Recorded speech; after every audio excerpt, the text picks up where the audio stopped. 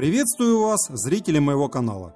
История этого малолитражного автомобиля весьма оригинальной конструкции началась в середине 1950-х годов. В то время заводы осваивали производство новых грузовых и легковых автомобилей. И если у грузовых машин выбор был разнообразен, то с легковыми ощущался дефицит. Выпускалось только 4 модели легковых автомобилей: Москвич-402, ГАЗ-20, ГАЗ-12 и ЗИС-110. Причем позволить простой советский гражданин мог только первые 2 модели. И чтобы как-то решить проблему с доступным автомобилем, который мог позволить себе купить любой человек с разным достатком, взяли за это несколько советских предприятий. Одним из них был Ирбитский мотоциклетный завод.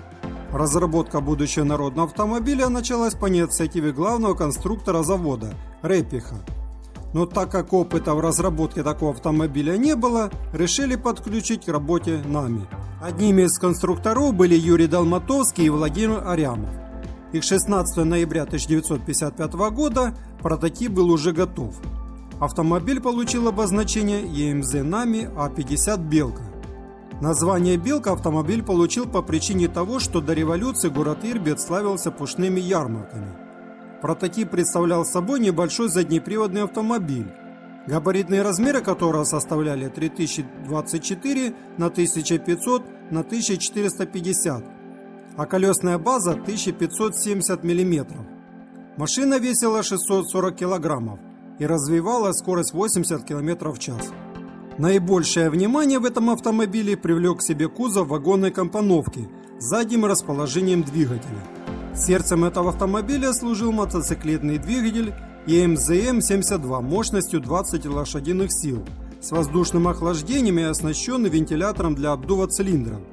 Трехступенчатая коробка передач была установлена от Москвича 401. От него и главная передача. Подвеска всех колес независимая от мотоцикла М-72. Тормоза доработанные с гидравлическим приводом, но тоже от него. Колеса от мотоколяски С1Л. Посадка в салон на переднее сиденье осуществляла через откидывающую вперед переднюю стенку с частью крыши и рулевой колонкой, как, например, Цундап Янус и BMW Изета. Доступ на заднее сиденье осуществлялся через единственную боковую дверь, расположенную справа. Автомобиль получился просторным при небольшом габарите автомобиля и за счет высокого потолка.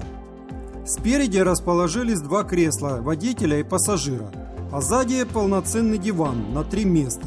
Но не обошлось и без недостатков. А это, как ранее говорилось, одна единственная дверь для пассажиров и недостаточно герметичный стык двери с кузовом.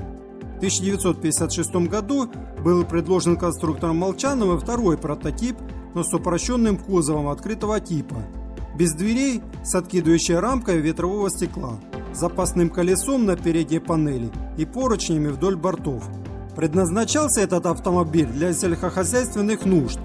Позднее была разработана еще одна сельскохозяйственная «Белка» со съемной пластиковой жесткой крышей. Вслед за ними построили еще 2 «Белки» и отправили их на испытания, где выявились некоторые недостатки автомобилей. А это явно слабоватый для этой машины двигатель. Наблюдались проблемы с трансмиссией. Но эти недостатки были решаемы, и по сути их бы устранили, и автомобиль пошел в серию. Но этот автомобиль ожидало то, что большинство отечественных разработок. Он не пошел в массовое производство и не стал массовым народным автомобилем. И причина не в двигателе или особенности конструкции. Все это бы со временем исправилось и довелось бы до ума. Все дело в производственной мощности. Для производства массового автомобиля требовалась серьезная реконструкция производства, на которой денег Минавтопрому не хватало из-за переоснащения заводов МЗМА, ГАЗа, ЗИЛа.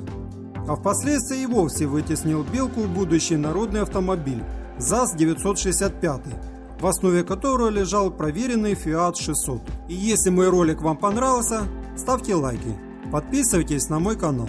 Также приветствуются ваши комментарии под видео. Желаю всего хорошего. Пока-пока.